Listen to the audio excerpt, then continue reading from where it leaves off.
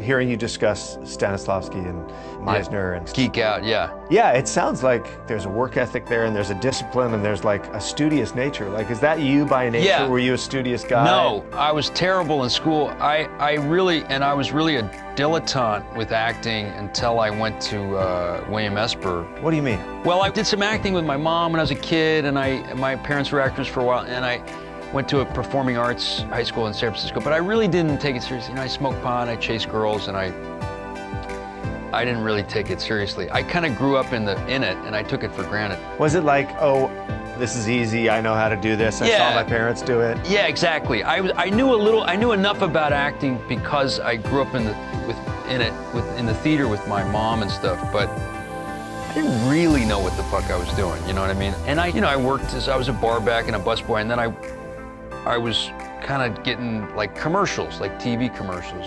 And I went to Bill Esper for the summer session, which is like a 6-week. How old were you? I was 24. So what was the impetus for, I need to know more? I think I was just not. Do you remember when you found out how much there was to know, or when you felt like you changed as an artist? There were pivotal moments during the training where I would have what you'd call a breakthrough or something. Okay. And it happened in class one time. We do these things called activities, and I hadn't been doing well in the class. Scary anymore. Stephen Rogers and I, actually, we went to the neighborhood playhouse together back in the day. Doing the and Meisner we did the Meisner, you know, you're wearing a blue suit. Nice, nice. Do you know that? I did Meisner with Bill Esper, yeah. You're wearing a blue suit. I'm wearing a blue suit. You're wearing a blue suit. I'm wearing a blue suit. You're wearing a blue suit. I'm wearing a blue suit. You are wearing a blue suit. I am wearing a blue suit. You are wearing a blue suit. I am wearing a blue suit. You are wearing a blue suit. I'm wearing a blue suit. You're wearing a blue Wow, we're really doing it. It was about to change. It was about to change. Yeah. You know what, you guys, you're just too good. How the hell do you do it so well and make it look so effortless? Just better and better with each film that you guys do. Preparation. Thank you. It really helps to have a heavyweight actor on the other side to help you get into that reality, because, you know.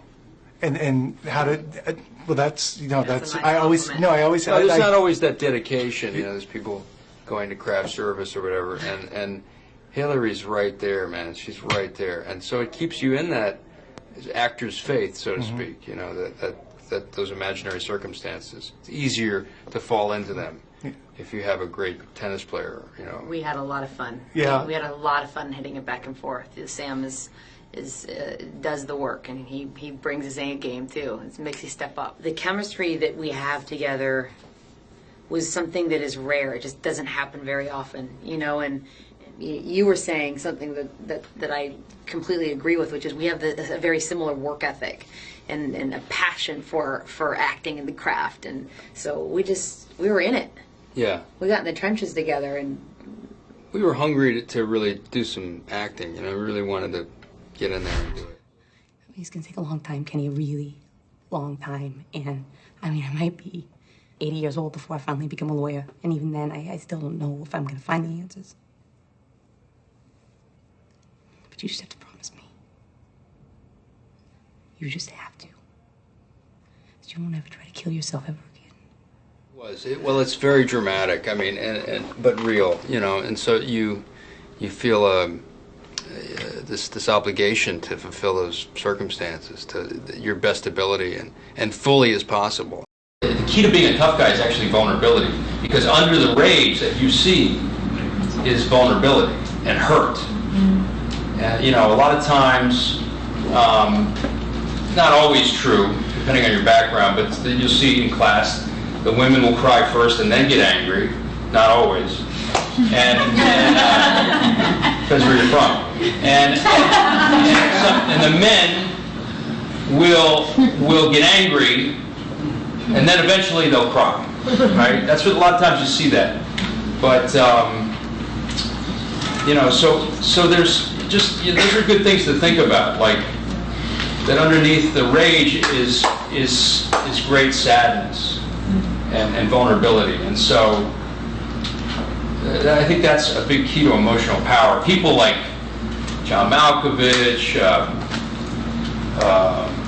you know, what's her name?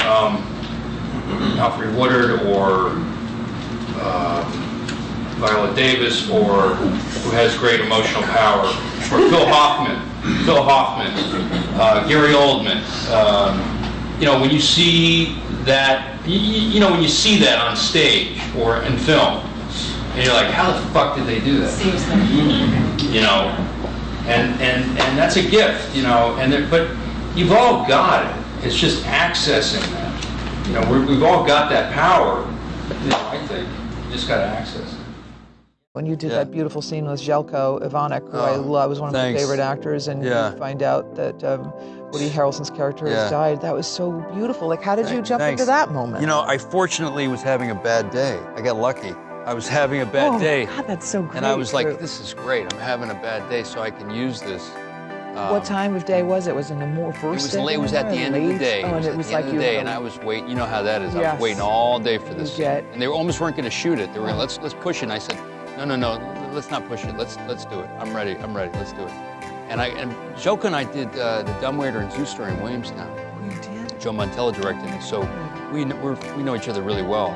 And one of my favorite moments is so I felt really safe to hug him and cry on his shoulders, and then I love Željko, so he's one of the great actors, And I love the moment, the sort of homophobic moment where he sort of goes, "Are you going to faint again?" And I go like this. Yeah. And I thought that was really Dixon, just like he's been vulnerable and he can't stand himself from being vulnerable in front of this fellow coworker, So beautiful. So you were there in the line. You just went and you just.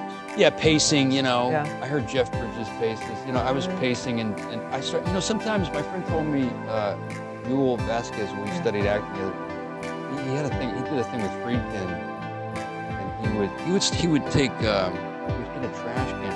I started doing this thing where I would, sometimes it's good to get physical. Yeah. I've started breaking umbrellas on like rubber trash cans. Kind of one of my things. It just gets you physical, Yeah, it gets everything, your juices flowing. Yeah, it gets your juices flowing. So I started doing that. So I broke into some umbrellas. And, oh my God. People think you're crazy. Yeah. You're walking around, they think you're nuts, But you have to do that to get there sometimes, wherever it takes. Yeah, you do. And sometimes I used a fart app to laugh on camera, because, and of course they have to cut out that part. A fart app. It's a fart app. Hey, and not everybody thinks farts are funny, but you got to do whatever it takes sometimes. That's the one thing I'm really good at, is laughing on cue.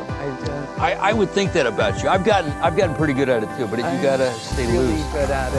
I am a tough critic, but I've known people who've been really hard on themselves, and it's not attractive, right? I've seen it, and I've seen it up close and personal, and I always vowed to myself that I would, especially with theater, with film, you're right, it does feel like a dead patient on the operating table, but with theater, I feel like, all right, there's tomorrow.